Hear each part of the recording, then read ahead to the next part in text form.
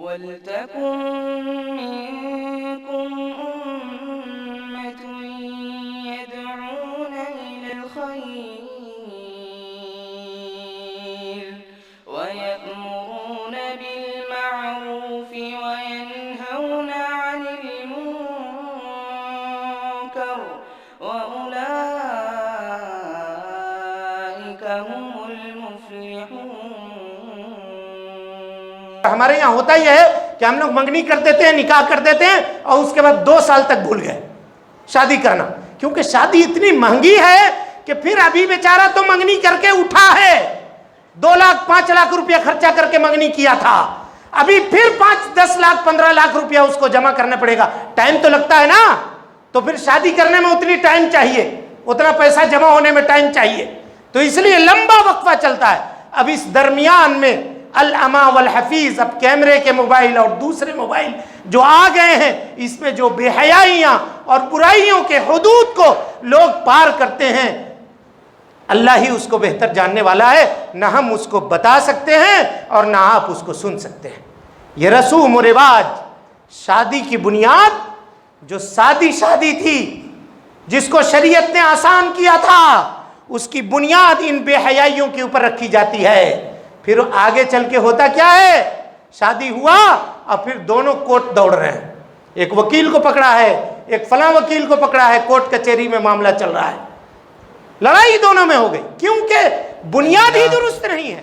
نحمده ونستعینه ونستغفره ونعوذ باللہ من شرور انفسنا ومن سیئات اعمالنا، من يهده الله فلا مضل له ومن يضلل فلا هادي له، وأشهد أن لا إله إلا الله وحده لا شريك له، وأشهد أن محمدًا عبده ورسوله، أما بعد فإن خير الحديث كتاب الله، وخير الهدي هدي محمد صلى الله عليه وسلم، وشر الأمور محدثاتها، وكل محدثة بدعة، وكل بدعة ضلالة، وكل ضلالة في النار۔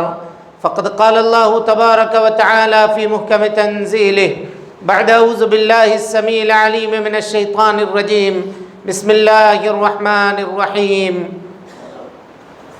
وَلَقَدْ خَلَقْنَا الْإِنسَانَ وَنَعْلَمُ مَا تُوَسْوِسُ بِهِ نَفْسُهُ وَنَحْنُ أَقْرَبُ إِلَيْهِ مِنْ حَبْلِ الْوَرِيدِ إِذْ يَتَلَقَّى الْمُتَلَقِّيَانِ عَنِ الْيَمِينِ وَعَنِ الشِّمَالِ قَعِيدٌ مَا يَلْفِظُ مِنْ قَوْلٍ إِلَّا لَدَيْهِ رَقِيبٌ عَتِيدٌ وَجَاءَتْ سَكْرَةُ الْمَوْتِ بِالْحَقِّ ذَلِكَ مَا كُنْتَ مِنْهُ تَحِيدُ وَنُفِخَ فِي الصُّورِ ذَلِكَ يَوْمُ الْوَعِيدِ وَجَاءَتْ كُلُّ نَفْسٍ مَعَهَا سَائِقٌ وَشَهِيدٌ لقد كنت في غفلة من هذا فكشفنا عنك غطاءك فبصرك اليوم حديد وقال قرينه هذا ما لدي عتيد ألقيا في جهنم كل كفار عنيد مناع للخير معتد مريب الذي جعل مع الله إلها آخر فألقياه في العذاب الشديد وقال قرينه ربنا ما أطغيته ولكن كان في ضلال بعيد قال لا تختصموا لدي وقد قدمت إليكم بالوعيد ما يبدل القول لدي وما أنا بظلام للعبيد وقال الله تبارك وتعالى في مقام آخر يا أيها الذين آمنوا اتقوا الله حق تقاته ولا تموتن إلا وأنتم مسلمون يا أيها الناس اتقوا ربكم الذي خلقكم من نفس واحدة وخلق منها زوجها وبث منهما رجالا كثيرا ونساء واتقوا الله الذي تساءلون به والأرحام إن الله كان عليكم رقيبا يا أيها الذين آمنوا اتقوا الله وقولوا قولا سديدا يصلح لكم أعمالكم ويغفر لكم ذنوبكم ومن يطع الله ورسوله فقد فاز فوزا عظيما۔ محترم حاضرین، دوستو، بزرگوں اور ساتھیوں، پردہ نشین خواتین اسلام، ہر قسم کی تعریف، حمد و ثنا، کبریائی، پاکیزگی اور بڑائی تمام مخلوقات کی بندگی کا اکیلا مستحق اللہ رب العالمین کے لیے لائق و سزاوار ہے۔ وہی پروردگار عالم ہے، اسی نے ہمیں آپ کو اور ساری کائنات کو تخلیق بخشی ہے۔ اللہ رب العالمین کی بادشاہت سے دنیا کا کوئی کونا بھی الگ نہیں۔ اللہ رب العالمین اکیلا ہے اور تنہا ساری دنیا کی نگرانی ہر آن، ہر لمحہ اور ہر گھڑی فرما رہا ہے۔ اللہ رب العالمین کا احسان عظیم ہے کہ اس نے ہمیں اور آپ کو مسلمان بنایا۔ اسلام جیسی عظیم دولت سے اللہ رب العالمین نے ہمیں اور آپ کو مالا مال فرمایا۔ اللہ تعالیٰ نے اپنی پیغام کو، اپنی تعلیم کو ساری انسانیت کے لیے عام فرمایا ہے، اور اس کام کو پائے تکمیل تک پہنچانے کے لیے ہر دور میں انبیاء کرام کو دنیا کے اندر بھیجنے کا سلسلہ بھی جاری فرمایا تھا۔ آخری نبی آخری پیغام لے کر، آخری قانون اور آخری شریعت لے کر اس دنیا کے اندر تشریف لائے، اور اس آخری نبی نے جس طرح سے اللہ رب العالمین کے دیے ہوئے آخری پیغام کو پایا تھا، ہو بہو ویسا ہی بغیر کسی کمی اور بیشی کے انسانیت کے سامنے پیش فرما دیا۔ اور اس سے بھی آگے بڑھ کر کے آپ صلی اللہ علیہ وسلم نے اپنی نبوت کی 23 سالہ زندگی میں رات اور دن کی گھڑیوں کے اندر اللہ رب العالمین کے دیے ہوئے آخری پیغام کو عملی طور پر برت کر سارے جہان والوں کے لیے قیامت تک کے لیے بطور نمونہ چھوڑ دیا۔ درود و سلام ہو اشرف المخلوقات میں سب سے افضل، قیامت کے دن کے سردار جناب محمد رسول اللہ صلی اللہ علیہ وسلم پر۔ اللہم صلی علی محمد وعلی آل محمد کما صلیت علی ابراہیم وعلی آل ابراہیم انک حمید مجید۔ اللہم بارک علی محمد وعلی آل محمد کما بارکت علی ابراہیم وعلی آل ابراہیم انک حمید مجید۔ محترم حاضرین، دوستوں، بزرگوں اور ساتھیوں، رشتہ داری نبھانے کے تعلق سے اور رشتوں کو صحیح ڈھنگ سے نبھانے کے تعلق سے آپ کے سامنے گفتگو چل رہی ہے، اور اسی میں ماں باپ کے حقوق اور اس کے بعد شادی کا تذکرہ آیا تھا، کیونکہ شادی کا رشتہ وہ رشتہ ہے جو دنیا میں سب سے پہلا رشتہ وجود میں آیا۔ اس سے پہلے کوئی رشتہ نہیں تھا۔ میاں بیوی کا جو رشتہ ہے یہ دنیا کا سب سے پہلا رشتہ ہے۔ نہ باپ کا رشتہ تھا، باپ بیٹے کا رشتہ بھی نہیں تھا، باپ بیٹی کا رشتہ بھی نہیں تھا، کوئی رشتہ نہیں تھا۔ اللہ رب العالمین نے حضرت آدم علیہ السلام کو پیدا کیا، اور پھر انہی میں سے ان کا جوڑا حضرت حوا علیہ السلام کو پیدا کیا۔ یہ سب سے پہلا رشتہ، اور اس رشتے کی مضبوطی کا اندازہ آپ لگائیے۔ لوگ کہتے ہیں کہ یہ رشتہ کچے دھاگے کا ہے، بہت سینسیٹیو رشتہ ہے، بہت جتن رکھنا، سنبھال کے رکھنا، رشتہ ٹوٹ جاتا ہے۔ تو یہ فکر جو ہے یہ اسلامی فکر نہیں ہے۔ اتنا مضبوط رشتہ ہے شادی بیاہ کا رشتہ کہ دنیا کی اس زندگی میں مرتے دم تک رشتہ باقی رہتا ہے، اور مرنے کے بعد بھی وہ رشتہ باقی رہتا ہے۔ چنانچہ مسئلہ کی وضاحت سمجھیے۔ کچھ لوگ کہتے ہیں کہ اگر بیوی کا انتقال ہو گیا اور شوہر زندہ ہے تو شوہر اپنی بیوی کا چہرہ نہیں دیکھ سکتا، کہتے ہیں نکاح ٹوٹ گیا۔ یا اگر شوہر کا انتقال ہو گیا، بیوی موجود ہے، تو بیوی کو کہتے ہیں کہ تم اپنے شوہر کا چہرہ نہیں دیکھ سکتے ہو اس لیے کہ تمہارا رشتہ ٹوٹ گیا۔ ان کو شریعت کے مسئلے کا علم نہیں ہے، موت سے بھی یہ رشتہ ٹوٹتا نہیں ہے۔ چنانچہ حدیث اٹھائیے، کہا نبی صلی اللہ علیہ وسلم نے کہ اگر شوہر اپنی بیوی کو غسل دینا چاہے مرنے کے بعد تو وہ غسل دے سکتا ہے۔ چنانچہ نبی صلی اللہ علیہ وسلم کی صاحبزادی حضرت فاطمہ رضی اللہ عنہا کا غسل حضرت علی ابن ابی طالب رضی اللہ عنہ جو ان کے شوہر تھے انہوں نے دیا، اور حضرت ابو بکر صدیق رضی اللہ تعالی عنہ کا جب انتقال ہوا تو ان کی جو اہلیہ تھیں حضرت اسماء، انہوں نے حضرت ابو بکر صدیق رضی اللہ تعالی عنہ کو غسل دیا۔ یہ وہ رشتہ دنیا میں بھی قائم رہا، مرنے کے بعد بھی قائم رہا، اور جنت میں بھی انشاءاللہ یہ رشتہ اگر دونوں کے دونوں مومن ہیں دونوں کے دونوں دنیا کی زندگی میں موحد ہیں اور ان کا کنبہ، قبیلہ، خاندان، بال بچے یہ سب کے سب موحد ہیں، تو اللہ رب العالمین جنت میں بھی اس پورے خاندان کو اٹھا کر کے لے جا کر وہاں جمع کر دے گا۔ کتنا عظیم رشتہ ہے، اس کا آپ اندازہ لگائیے۔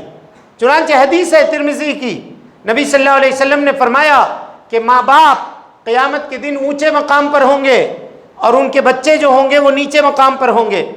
ماں باپ جنت میں جب اپنے بچوں کو دیکھتے ہوں گے تو دیکھتے ان کا دل بیٹھتا ہوگا کہ میرے بچے نیچے ہیں، کاش وہ ہمارے پاس یہاں چلے آ جاتے۔ اللہ رب العالمین ان کی خواہش کی وجہ سے ان بچوں کا مقام اٹھا کر کے ماں باپ کے مقام کے برابر کر دے گا، تاکہ یہ خاندان ایک ساتھ جمع ہو جائے اور جمع ہو کر کے جنت کی نعمتوں سے فائدہ اٹھائے، حقیقی فائدہ اٹھا سکے۔ یہ اتنا مضبوط رشتہ ہے، لیکن افسوس ہے کہ اس مضبوط رشتے کو ہم لوگوں نے بیجا رسم و رواج کے ذریعے سے مشکل بنا دیا، اور مشکل بنانے کی وجہ سے قوم میں بہت ساری بچیاں ایسی بیٹھی ہوئی ہیں جن کا رشتہ مناسب نہیں ہو پا رہا ہے، یا جو شادی کے لیے تیار ہیں لیکن ان کا رشتہ مناسب جگہ سے نہیں لگ پا رہا ہے۔ یہ رسومات اور رواج نے سماج کو اس طرح سے جکڑ رکھا ہے۔ اب ہم چونکہ آپ کو گزشتہ خطبہ جمعہ میں آپ سے یہ وعدہ کیے تھے کہ اس خطبے کے اندر ہم رسومات و رواج کا تذکرہ کریں گے اور ان کا شرعی حکم آپ کے سامنے بیان کریں گے۔ رشتوں کے یا شادی بیاہ کے رشتے کا آغاز کہاں سے ہوتا ہے؟ دیکھیے، ایک جگہ لڑکا ہے اور ایک جگہ لڑکی ہے، درمیان میں کوئی ایک آدمی ہوتا ہے جس سے یہ کہا جاتا ہے کہ میرے پاس لڑکا ہے۔ ہم لوگوں کے معاشرے میں ایسی ہوتا ہے، لڑکی والے رشتہ لے کے عام طور پہ نہیں جاتے، رشتہ لے کر جاتا کون ہے؟ لڑکے والے، جبکہ یہ رواج درست نہیں ہے۔ لڑکی والے بھی خود سے رشتہ اپنا پیش کر سکتے ہیں۔ کوئی لڑکا اگر آپ نے دیکھا تو آپ خود سے جا کر کے رشتہ وہاں پیش کر سکتے ہیں، اس میں کوئی عیب کی بات نہیں ہے، چاہے رشتہ ادھر سے پیش کیا جائے یا رشتہ ادھر سے پیش کیا جائے۔ لیکن ہوتا ہے کہ درمیان میں ایک آدمی ہوتا ہے، وہ کہتا ہے یہ ہمارا لڑکا ہے، اس کو ہم نے اتنا پڑھایا لکھایا ہے، اتنا کما رہا ہے، اس کے لیے کوئی موٹی پارٹی ڈھونڈو۔ دیکھو پارٹی موٹی ہونی چاہیے، مرغا اچھا مضبوط ہونا چاہیے، اس حساب سے حلال کریں گے اس کو، اس حساب سے اس کو کاٹیں گے۔ اب یہ ڈھونڈتا ہے، اس کے لیے تلاشتا ہے۔ تلاشنے میں کرائٹیریا ہمارا کیا ہوتا ہے؟ کرائٹیریا کیا ہوتا ہے؟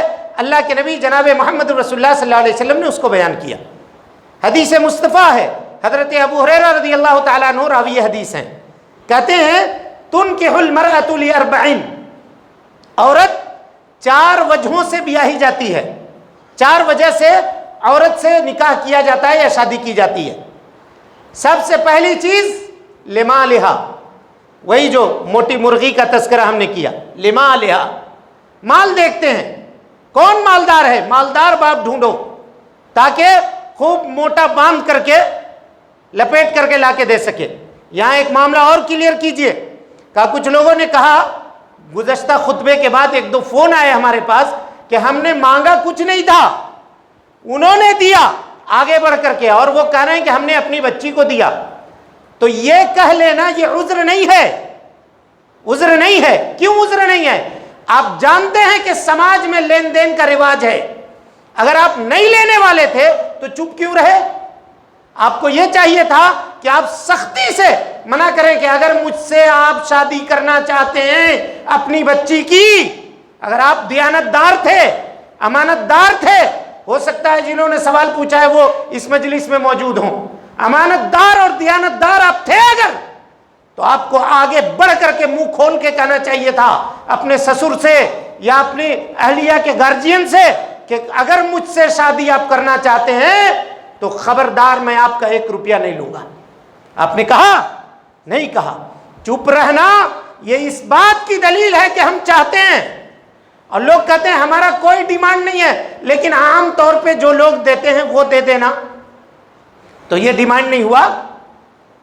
اور اس کے بعد کہتا ہے ہم تو سنت کی شادی کر رہے ہیں، کچھ نہیں مانگ رہے ہیں، کچھ مانگ نہیں رہے۔ مانگنا اور خاموش رہنا یہ دونوں کا حکم ایک ہے، کیونکہ آپ جانتے ہیں کہ سماج میں بغیر دیے شادی نہیں ہوتی. اور کبھی کبھی ایسا ہوتا ہے کہ اگر نہیں مانگا، خاموش رہا اور ادھر سے کچھ سامان کم مل گیا تو زندگی بھر لڑکی کو اس کے سسرال میں یہ تانا سننا پڑتا ہے کہ تمہارا باپ فقیر تھا، قلاش تھا، تم کو خالی ہاتھ بھیج دیا ہمارے گھر، کچھ نہیں دیا.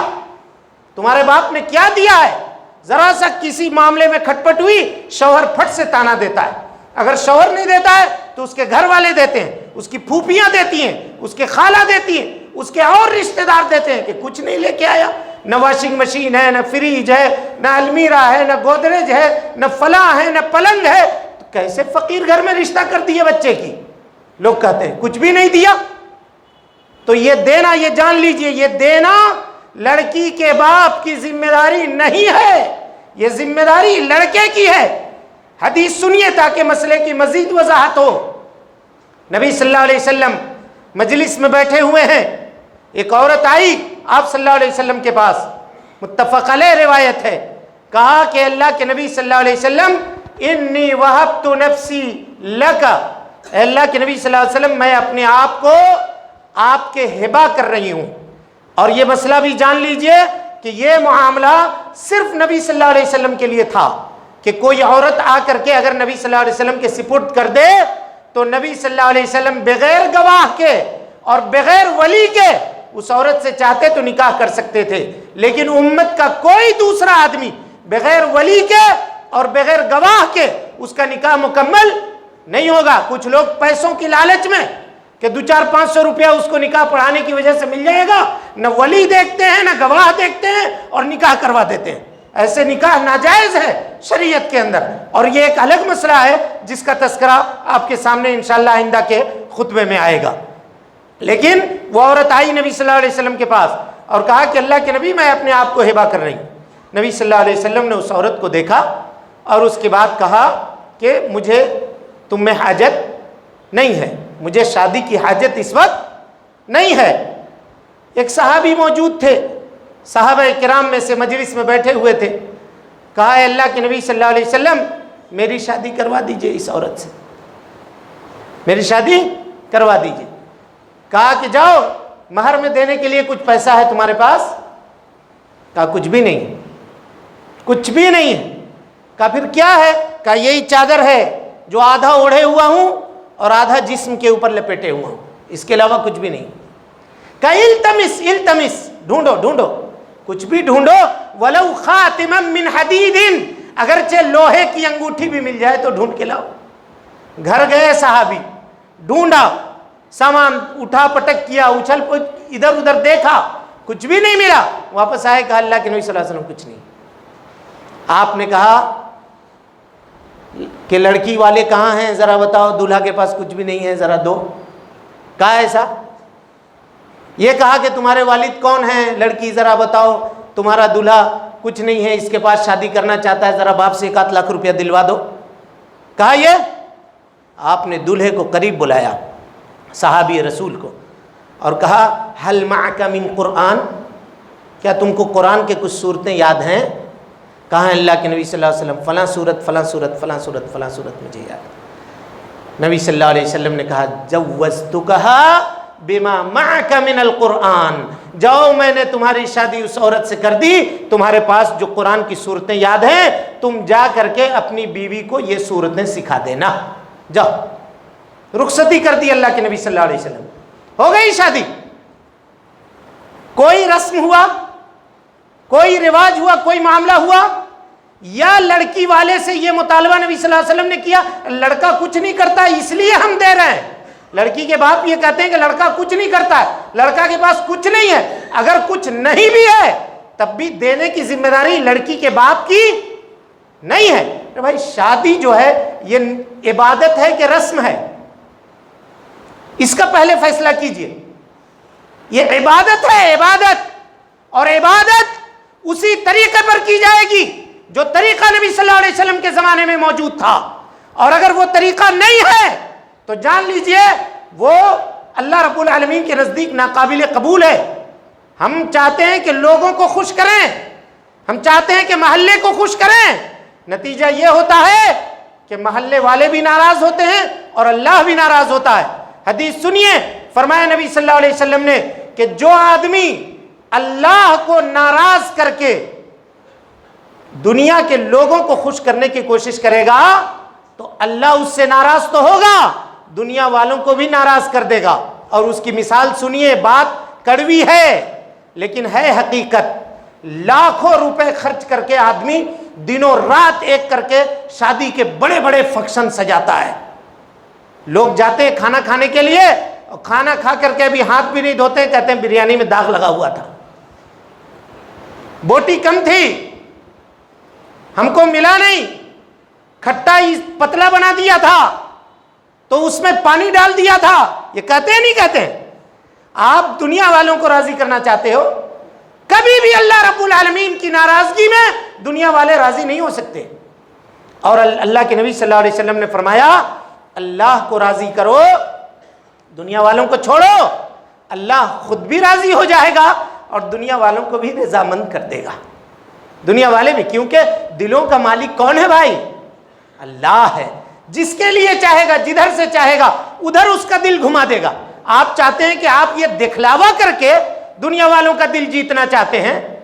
کبھی نہیں. اگر اللہ رب العالمین نہیں چاہے گا تو آپ پوری دنیا قارون کے خزانے کو بھی لٹا دیجئے, لیکن آپ کے دیے ہوئے دولت میں لوگ نقص نکالیں گے, کمی نکالیں گے اور کہیں گے کہ فلاں چیز نہیں دیا, فلاں چیز نہیں دیا. یہ کہا جاتا ہے.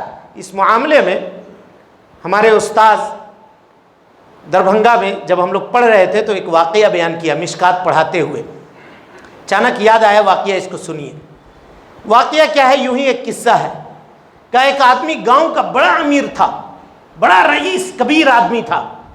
اس نے اپنی بیٹی کی شادی کی تو ہر سامان, جہیز کا ایک ایک سامان اس نے انتظام کیا, دیا. یہاں تک کہ اس نے اپنی بچی کو ایک ہاتھی تک دیا کہ داماد ہاتھی کے اوپر بیٹھ کر کے گھومے گا پھرے گا چلے گا. اس زمانے میں ہاتھی گھوڑے کا رواج تھا تو دیا, ایک ایک سامان دیا. جب لڑکی رخصت ہو کر کے اس کے گھر گئی تو جب سامان تلاشا گیا تو سارا سامان موجود تھا سوائے ایک چیز کے جو دینا بھول گیا, وہ ہاتھی کے باندھنے کی رسی تھی. لوگوں نے اس کے لیے بھی بیٹی کو تانا دیا کہ تمہارا باپ اتنا سامان دیا, ایک 20 روپے کا رسی خرید کے نہیں دے سکتا تھا کہ جس سے ہم ہاتھی باندھے. اگر آدمی دنیا والوں کو خوش کرنا چاہتا ہے تو اللہ رب العالمین دنیا والوں کو ناراض کر دے گا. اگر اللہ تعالی ناراض ہے تو اللہ کی ناراضگی میں آدمی دنیا کی رضامندی نہیں تلاش سکتا. تو فرمایا اللہ کے نبی صلی اللہ علیہ وسلم نے تنکح المرأۃ لاربعین, عورت 4 وجہوں سے بیاہی جاتی ہے. لمالہا, سب سے پہلے کہا مال, اس کے بعد کہا ولحسبہا, حسب و نسب دیکھتا ہے آدمی, کس خاندان کی ہے, کس گھرانے کی ہے. اگر خود بھی وہ تھوڑا کمتر خاندان کا ہے تو چاہتا ہے کہ کسی بڑے خاندان میں ہمارا رشتہ ہو جائے تاکہ ہمارا بھی نام ہو جائے, فلاں کے داماد بابو ہیں, فلاں قبیلے سے تعلق رکھنے والے ہیں, اس قبیلے میں ان کا نکاح ہوا ہے, یہ نام ہو جائے. تو یہ بھی آدمی کوشش کرتا ہے ولحسبہا. اور اس کے بعد تیسرے نمبر پہ دیکھتا ہے ولجمالہا, عورت کی خوبصورتی. اگر مال ہے تو خوبصورتی کا بھی کوئی معاملہ نہیں ہے. یہ انسان کا نظریہ دیکھیے کیسے اللہ کے نبی صلی اللہ علیہ وسلم نے بیان کیا. ولجمالہا, تیسرے نمبر پہ اس کی خوبصورتی دیکھی جاتی ہے کہ عورت خوبصورت ہونی چاہیے. اور پھر چوتھے نمبر پہ جو چیز دیکھی جاتی ہے کہا ولدینہا, اس کی دین دیکھتے ہیں. نبی صلی اللہ علیہ وسلم نکاح کرنے سے پہلے لوگ مشورہ کرتے ہیں نا کہ ہم فلاں جگہ نکاح کرنا چاہ رہے ہیں, ہم کو مشورہ دیجئے. اگر کوئی آدمی شریعت سے مشورہ کرنا چاہتا ہے, نبی کے دین سے مشورہ کرنا چاہتا ہے, اللہ کی شریعت سے مشورہ کرنا چاہتا ہے, تو شریعت سے مشورہ مل رہا ہے. نوجوانوں غور سے سنیے گا, کہا فاظفر بذات الدین, دین والی عورت کو جس نے انتخاب کیا وہ کامیاب ہو گیا. تربت یداک, اور اس کے علاوہ جو ان 3 چیزوں کو دیکھنے والے جو لوگ ہیں وہ کیا ہوئے, ان کے دونوں ہاتھ خاک آلود ہوئے, ان کو مٹی ملی, کچھ بھی نہیں ملا. دنیا کی یہ زندگی مال کی ایک سیرت کے سامنے اور اخلاق کے سامنے مال کی کیا حیثیت ہے؟ جمال اور خوبصورتی کب تک باقی رہے گی؟ حسب و نسب لے کر کے کیا کیجئے گا؟ لیکن آپ نے تعلیم یافتہ خاتون کا انتخاب کیا، تعلیم یافتہ لڑکی سے آپ نے شادی کی، اب یہاں سے جو آپ کی نسل چلے گی وہ نسل بھی انشاءاللہ اللہ کے فضل و کرم سے تعلیم یافتہ ہوگی اور دیندار نسل ہوگی، کیونکہ آپ نے نکاح میں دینداری کو ترجیح دیا۔ اسی لیے میرے بھائیوں، قرآن مجید کی وہ تینوں آیتیں جو نکاح کے محفل میں پڑھی جاتی ہیں، اللہ رب العالمین نے اس میں یہی وصیت کی ہے، یا ایھا الذین آمنوا اتقوا اللہ یا ایھا الناس اتقوا ربکم، اور پھر کہا یا ایھا الذین آمنوا اتقوا اللہ۔ تقوی بار بار یاد دلایا گیا کہ دیکھو یہاں سے ایک نئی زندگی تمہاری شروع ہو رہی ہے، اس زندگی کی بنیاد تقوی کے اوپر رکھنا، نکاح کی بنیاد تقوی کے اوپر رکھنا۔ لیکن ہمارے یہاں ہوتا کیا ہے دیکھیے، کہا تلاشا جاتا ہے، چلیے ہو گیا معاملہ، تو شریعت نے یہ خطبہ، اس کو خطبہ کہتے ہیں، مسنون عمل ہے، پیغام دینا مسنون عمل ہے، نکاح کا پیغام بھیجنا، رشتہ بھیجنا، یہ سب مسنون عمل ہے۔ لیکن ہم لوگوں نے رسوم و رواج سے اس کو کس طرح سے بھاری بنا دیا، اس کا اندازہ کیجیے۔ کہ ایک مرتبہ لوگ جاتے ہیں لڑکی دیکھنے کے لیے، دیکھا اس کو، اٹھا کے بیٹھا کے چلا کے پھرا کے وہاں کھانا کھایا، اور کھانا کھانے کے بعد آیا، آنے کے بعد کہہ دیا کہ ہم کو لڑکی پسند نہیں۔ اب ایک بچی ہے، کئی جگہ سے لوگ جا رہے ہیں، دیکھ رہے ہیں، منع کر رہے ہیں، جا رہے ہیں، دیکھ رہے ہیں، منع کر رہے ہیں، اب اس کے دل پہ کیا بکتی ہوگی؟ کیا وہ سامان ہے؟ تجارت کا سامان ہے؟ اگر یہی چیز کسی لڑکے کو بار بار دیکھ کر کے اس کو ریجیکٹ کیا جائے تو وہ لڑکا کتنا احساس کمتری کا شکار ہوگا۔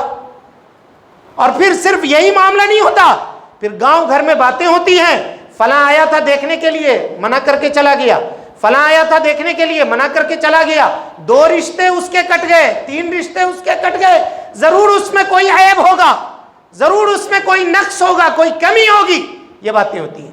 شریعت ایسے رسم و رواج کی اجازت نہیں دیتی۔ اچھا، مسنون عمل ہے کہ شادی کرنے سے پہلے لڑکا جس سے اس کی شادی کی جا رہی ہے اس کو دیکھ لے، مسنون عمل ہے۔ صحابی آئے اور کہا کہ اللہ کے نبی صلی اللہ علیہ وسلم میرا رشتہ ہوا ہے۔ کہاں؟ کہا انصار کے قبیلے میں۔ کہا تم نے دیکھا لڑکی کو؟ دیکھا تم نے؟ کہا نہیں اللہ کے رسول صلی اللہ علیہ وسلم میں نے نہیں دیکھا ہے۔ کہا اس کو دیکھ لو ایک مرتبہ، فَإِنَّهُ أَحْرَىٰ أَن يُؤْدَمَ بَيْنَكُمَا، اس لیے کہ محبت کی پائیداری کے لیے یہ بات بہتر ہوگی کہ تم اپنے لڑکی جس سے تمہاری شادی ہونے والی ہے اس کو پہلے ایک نظر دیکھ لو۔ ہمارے یہاں ہوتا یہ ہے کہ اگر کوئی لڑکا کہہ دے کہ ہم لڑکی دیکھنا چاہتے ہیں شادی سے پہلے، تو اس کو کہتے ہیں کہ کیسا بے شرم لڑکا ہے، تم دیکھنا چاہتے ہو؟ اور اس کے بعد جس کے لیے وہ لڑکی دیکھنی جائز نہیں ہے، لڑکے کا بہنوئی، اس کا پھوپھا، اس کے خالو، اس کے دور کے رشتہ دار، اس کے فلانے سمدھی، یہ سب لوگ جا کر کے دیکھتے ہیں۔ جس کو شادی کرنی ہے اس کو محروم کر دیا، جو زندگی گزارے گا اس کے ساتھ اس کو محروم کر دیا، اور دوسرے لوگ جن کو زندگی گزارنی نہیں ہے وہ جا کر کے بچیاں دیکھتی ہیں۔ اور ہوتا کیا ہے، وہ بڑی عمر کی عورتیں ہوتی ہیں، تجربہ کار ہوتی ہیں، اور اپنی زندگی کے سب مراحل سے گزری ہوتی ہیں، اب وہ ایک ایک پوائنٹ کے اوپر غور کرتی ہیں۔ کون ہے دنیا کے اندر جو بے عیب ہے؟ کس کو اللہ نے بے عیب پیدا کیا ہے؟ اب ایک ایک عیب، نہیں تھوڑی ناٹی ہو گئی، نہیں بہت زیادہ ہائٹ ہو گیا، نہیں جسم تھوڑا بھاری ہو گیا تو پتلا ہو گیا تو ہلکا ہو گیا، یہ ساری چیزیں ہوتی ہیں نہیں ہوتی ہیں؟ یہ باتیں ہوتی ہیں۔ کھا پی کر کے لڑکی والے کے گھر جا کر کے 1 گاڑی 2 گاڑی سب جاتے ہیں، کھا پی کر کے منع کر کے چلے آئے، ہو گیا۔ یہ رسم ہے، شریعت اس کی اجازت نہیں دیتی۔ خطبہ کا مطلب یہ ہے کہ دونوں گارجین جو ہونے والے سمدھی ہیں آپس میں بات کر لیں، میرا لڑکا ہے، آپ کی بچی ہے، آئیے آپ دیکھ لیجیے۔ سسر جائیں، ساس گئے، ایک آدھ بہن اگر ساتھ میں گئی تو گئی، جا کر کے اس کو خاموشی سے دیکھا، کوئی فنکشن نہیں، کوئی پروگرام نہیں، کوئی اہتمام نہیں، شام کے چائے کے اوپر پہنچ گئے، 2 پیالی چائے پی کر کے اس کے گھر سے بچی دیکھ کر کے آ گئے۔ اگر آپ کو پسند ہو گیا، بچے کو خبر دیا، خبر لے کر کے گئے۔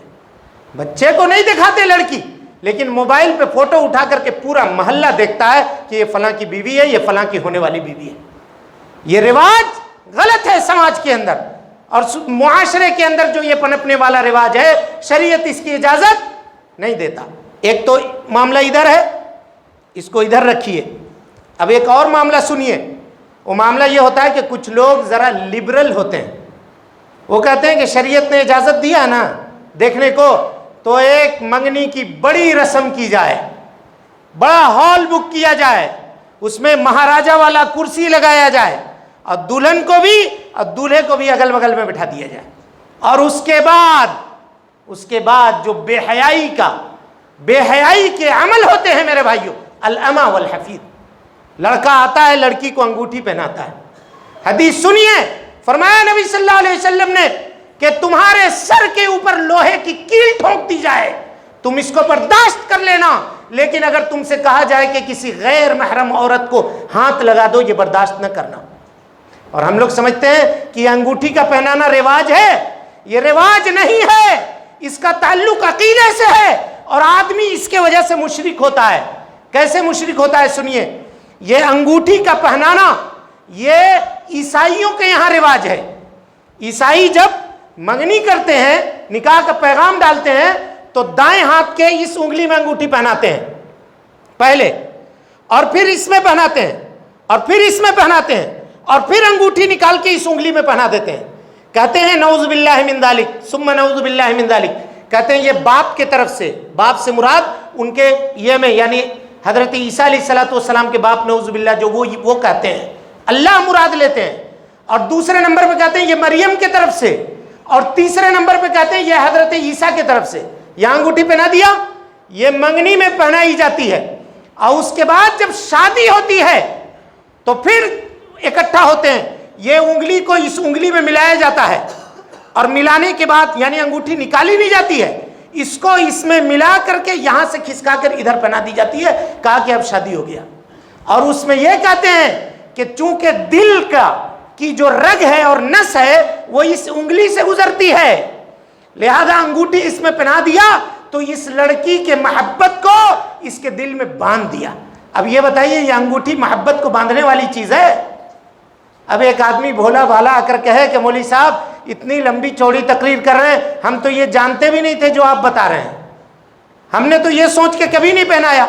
آپ سوچے چاہے نہ سوچے, یہ رواج تو اس کا ہے. اور نبی صلی اللہ علیہ وسلم نے کیا کہا من تشبہ بقوم, جو جس قوم کی مشابہت اختیار کرے گا وہ اسی میں شمار کیا جائے گا, اسی میں شمار کیا جائے گا. اور اگر آدمی یہ عقیدہ رکھتا ہے کہ یہ انگوٹھی محبت کا سبب ہے, انگوٹھی محبت کا سبب ہے, یہ عقیدہ رکھتا ہے تو یہ شرک اصغر ہے.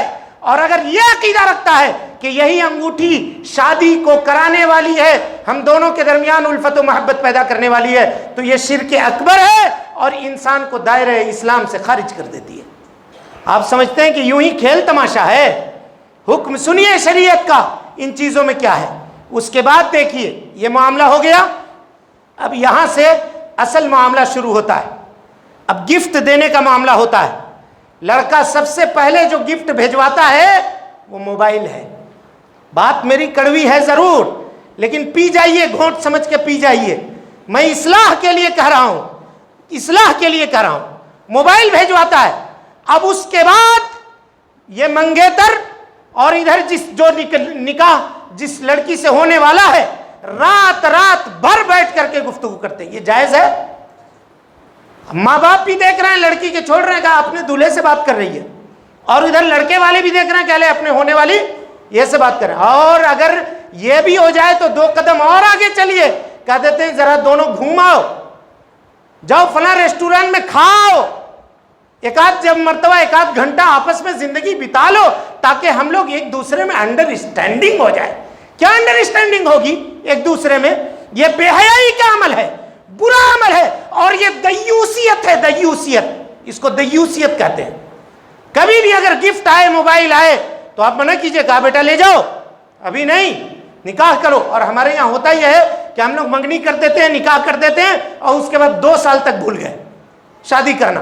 کیونکہ شادی اتنی مہنگی ہے کہ پھر ابھی بیچارہ تو منگنی کر کے اٹھا ہے، 2 لاکھ 5 لاکھ روپیہ خرچہ کر کے منگنی کیا تھا، ابھی پھر 5 10 لاکھ 15 لاکھ روپیہ اس کو جمع کرنا پڑے گا، ٹائم تو لگتا ہے نا، تو پھر شادی کرنے میں اتنی ٹائم چاہیے، اتنا پیسہ جمع ہونے میں ٹائم چاہیے، تو اس لیے لمبا وقفہ چلتا ہے۔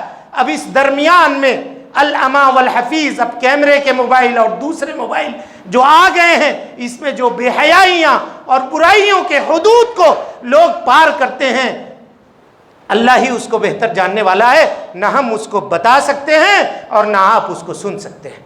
یہ رسوم و رواج، شادی کی بنیاد جو سادی شادی تھی، جس کو شریعت نے آسان کیا تھا، اس کی بنیاد ان بے حیائیوں کے اوپر رکھی جاتی ہے۔ پھر آگے چل کے ہوتا کیا ہے، شادی ہوا اور پھر دونوں کورٹ دوڑ رہے ہیں، ایک وکیل کو پکڑا ہے، ایک فلاں وکیل کو پکڑا ہے، کورٹ کچہری میں معاملہ چل رہا ہے، لڑائی دونوں میں ہو گئی، کیونکہ بنیاد ہی درست نہیں ہے۔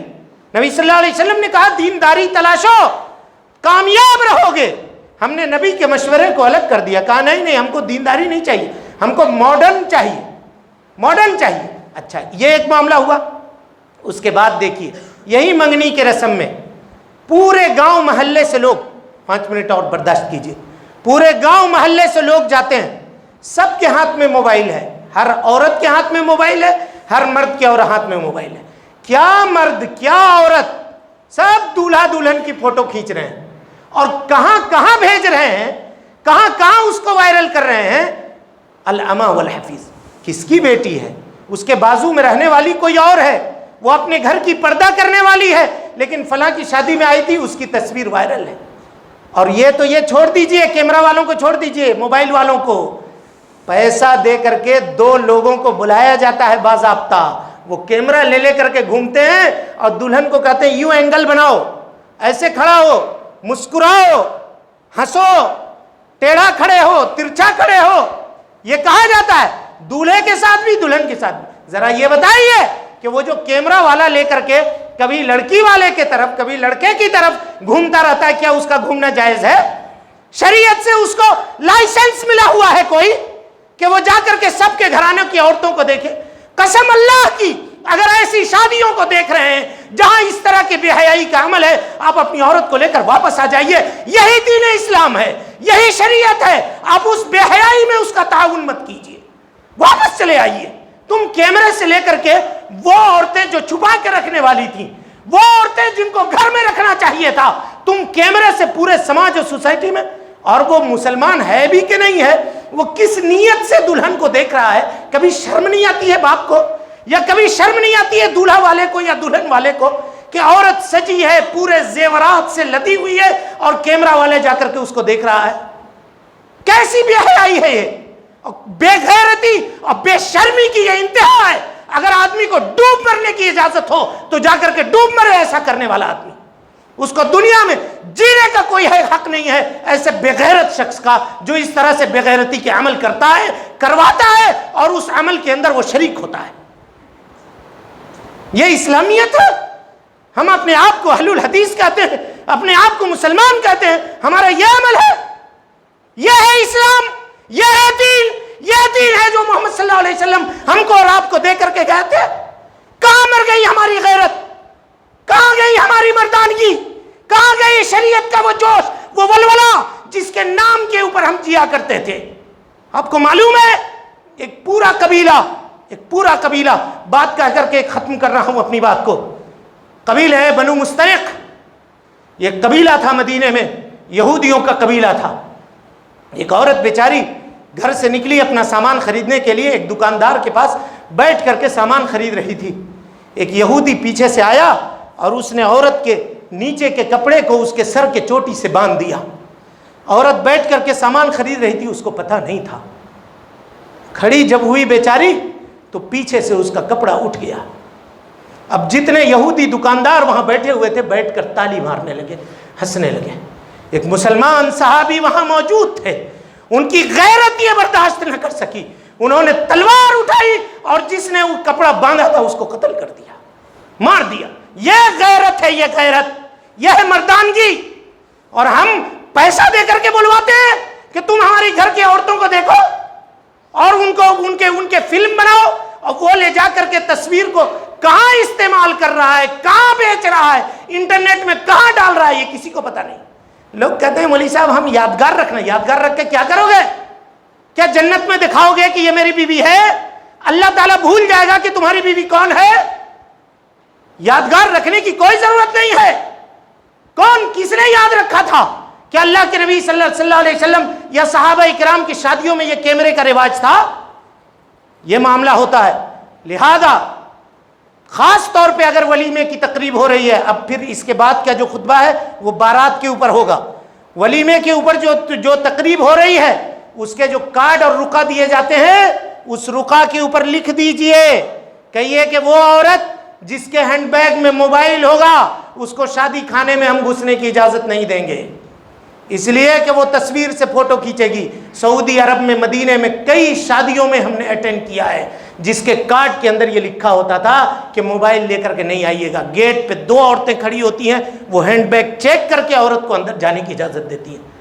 سب عورتیں ہیں، سب کے گھر کی عورتیں آئی ہوئی ہیں، آپ کس کی تصویر نکالیے گا، کس کی تصویر نکالیے گا؟ پھر عورتوں کا بھی مزاج وہ دیندارانہ نہیں ہے، وہ تصویر پہلے لے جا کر کے اپنے شوہر کو دکھاتی ہے، یہ دیکھو یہ فلاں کی بیوی ہے، یہ فلاں کی بیوی ہے، یہ فلاں کی بیوی ہے، یہ فلاں کے گھر کی عورت ہے، یہ فلاں کے یہ کپڑا پہنی ہوئی تھی، یہ کپڑا پہنی ہوئی تھی، یہ زیور پہنی ہوئی تھی۔ پھر وہاں سے چپکلش کا دور شروع ہوتا ہے، تم ہم کو کتنا سونا دلائے، فلانے کی بیوی دیکھو اتنا سونا پہن کر کے آئی، فلانے کی بیوی 50,000 کی ساڑی پہن کر کے آئی، تم تو ہم کو 10,000 میں تنخواہ دیے۔ اور پھر یہاں سے جھگڑا۔ سنت نہیں مانیے گا تو قدم قدم پہ شرمندگی اٹھانی پڑے گی، قدم قدم پہ زندگی کے اندر ٹھوکر کھانا پڑے گا۔ لہذا سنت کو مانیے، سنت کے مطابق زندگی گزارنے کی کوشش کیجیے۔ وقت چونکہ ختم ہو گیا، اب انشاءاللہ العزیز مزید جو رسومات ہیں اس کا تذکرہ پھر آئندہ کے خطبے میں ہم آپ کے سامنے کریں گے۔ رب العالمین سے دعا ہے کہ اللہ تعالی ہمیں اور آپ کو حسن عمل کی توفیق دے۔